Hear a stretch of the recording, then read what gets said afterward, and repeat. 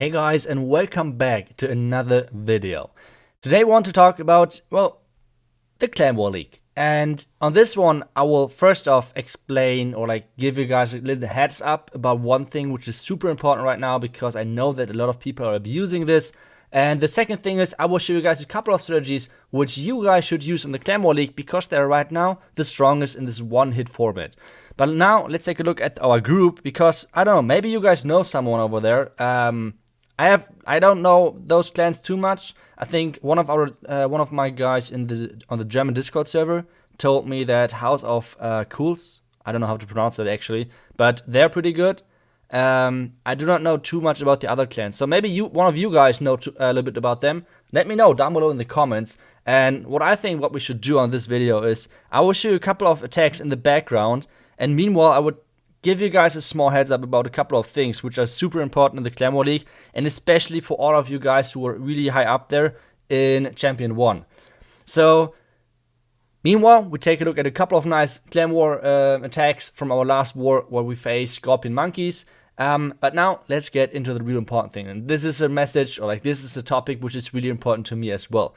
And what what is this thing which I want to talk about with you guys?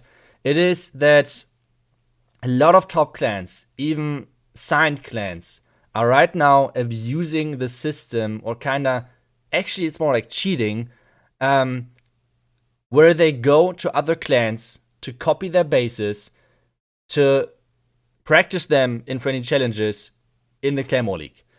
So what I want with this video is that all of you guys who are out there in Champion 1 do not accept any random players who are trying to get in your clan right now. They have a lot of options to get in there. They can just say hey, I would like to join you guys. So if it's possible for you guys, do not accept any new players during the Clan War League. It would help a lot of other clans who want to be at the top in a fair play way. And it would make it harder for all of those guys who, well, surprisingly did really well in the in-game Clan War League, and then surprisingly did super bad in Poland. It's up to you to decide who I'm talking about. So this is one thing which is super important to me because it's just annoying. And I mean, this problem isn't new. This problem isn't new, and Supercell is not doing nothing about that. And this is just freaking me out.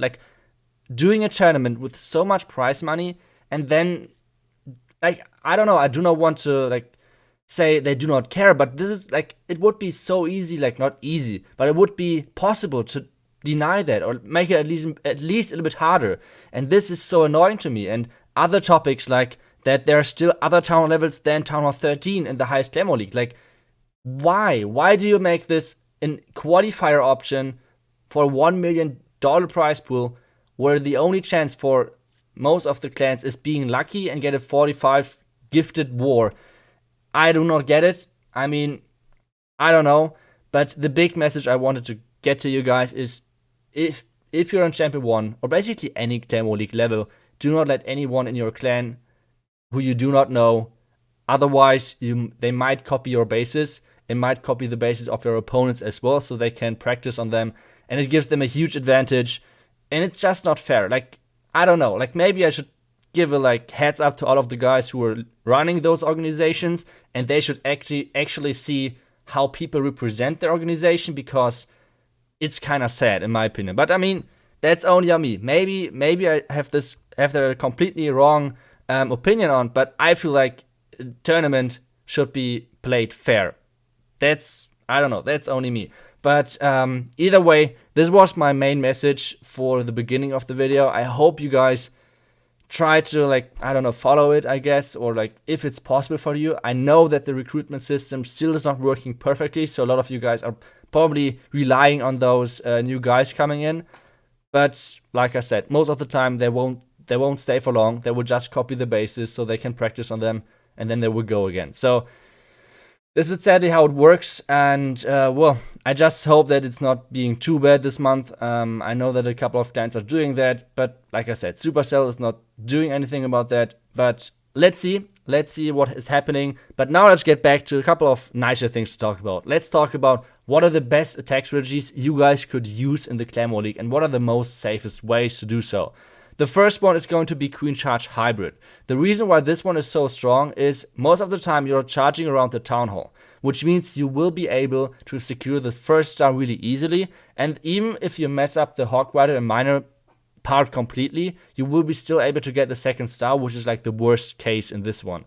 So this is a really safe option to do the hybrid attack, and it's really good for the Claymore leagues. So what is the reason why are people doing hybrid instead of maybe something else? Like, I don't know, like people are doing, I don't know, Hawk Riders only or only Miners. What is the difference in there? The big difference is that those two groups are actually getting rid of their biggest weakness of the other group, which means, for example, the biggest weakness of Miners are skeleton spells or like skeleton traps, which means those Miners will stay for ages on those skeletons and they can't do anything. But with adding Hawk Riders, you have like a non-stop DPS source basically, and at the same time you're getting rid of the weakness with Hawk Riders where they're pretty, like, they can't defend themselves against those skeletons, enemy heroes and stuff like that. So combining this, it's just a really good way on doing the ground attacks. Other than that, you can obviously use Yetis. A lot of pros prefer the hybrid over the Yeti, and the reason for that is it's more control. Like a hybrid attack, if you're doing a decent queen walk and you can control everything, you should know from the beginning on whether it's going to be a good attack or bad attack, most of the time.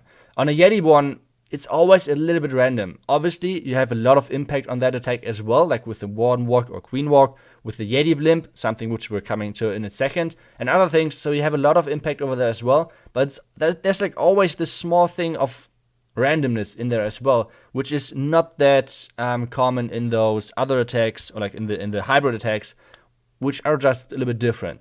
So let's take a look at the Yeti Smash attack, and at the same time, it's going to be with the Blimp, like with the Yeti Blimp. So why is this strategy so good?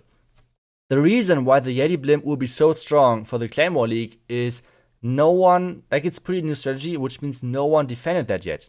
Which means all of, like, if you're really high up there in the Claymore League, like let's say you're a champion 1 or 2 maybe, think about how many of you guys will use a base which is actually tested against the Yeti Blimp.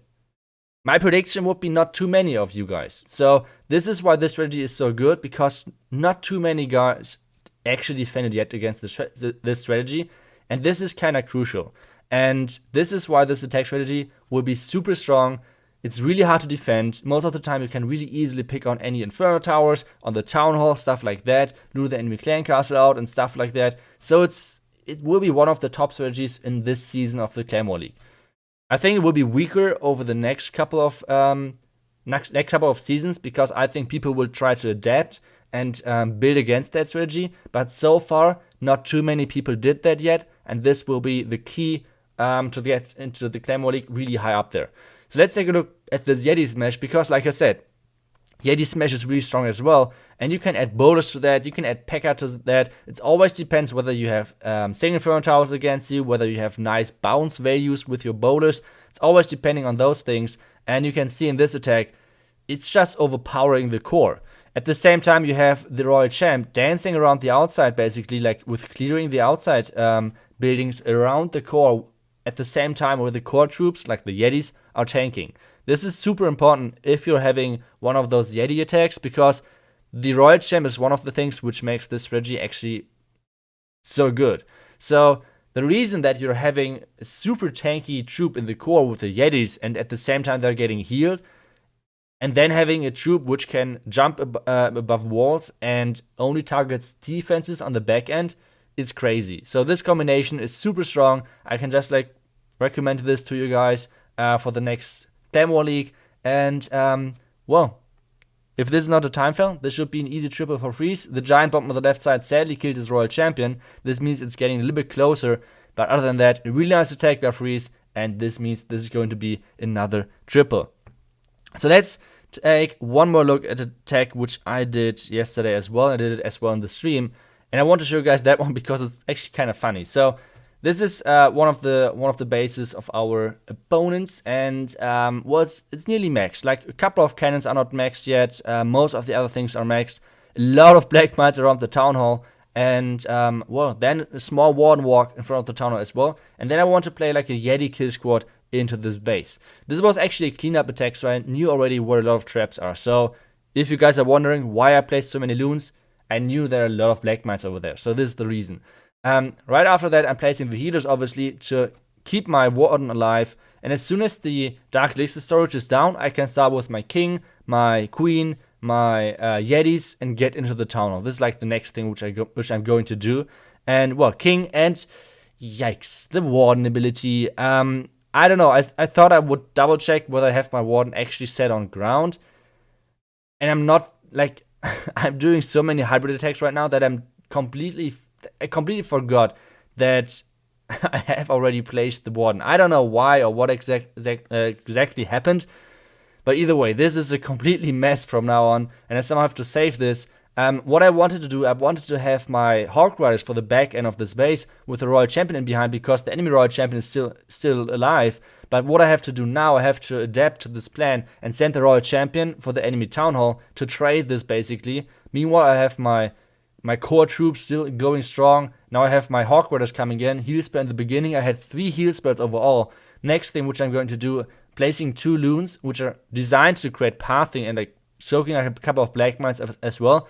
Now the Slammer, and the Slammer is actually taking no damage. Take a look. He took already out 2 cannons, now taking out the Expo, and actually the Wizard Tower is the first defense shooting him. And this is just crazy value for a Slammer. Like, he's tanking the Wizard Tower, he's tanking basically most of the stuff.